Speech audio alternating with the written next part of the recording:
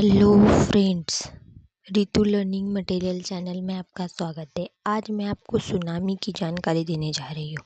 आपने तो सुना होगा सुनामी बहुत तेज़ी से आती है, उसकी आज जानकारी प्राप्त करेंगे। शुरुआत कब हुई? साल 2015 में संयुक्त राष्ट्र महासभा ने 5 नवंबर को विश्व सुनामी जागृति दिवस के रूप में मनाने का फैसला किया। यह दिन उन लोगों को श्रद्धांजलि देने के लिए भी है जो सुनामी से प्रभावित हुए हैं। वर्ल्ड सुनामी अवेयरनेस डे मनाने का उद्देश्य इस दिन को मनाने का उद्देश्य सुनामी के खतरों और प्रभाव के बारे में लोगों जागृति बढ़ाना है। इसके माध्यम से लोगों को सुनामी से सुरक्षा उपायों के बारे में जानकारी दी जाती है।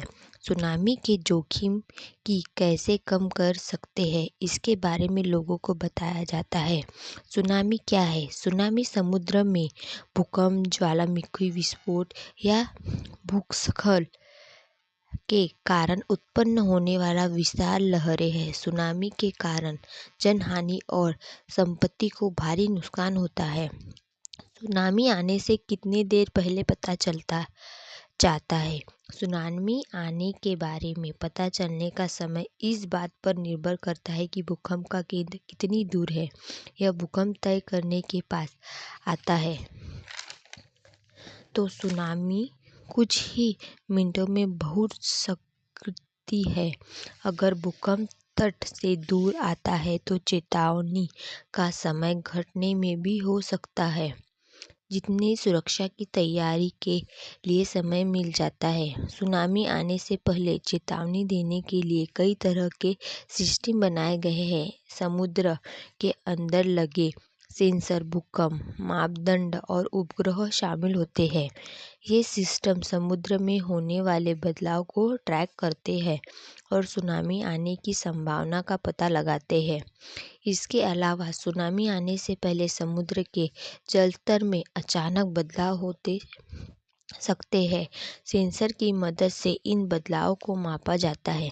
वही उपग्रह समुद्र की सतह पर होने वाले बदलाव को ट्रैक करते हैं और उसकी चेतावनी जारी करते हैं।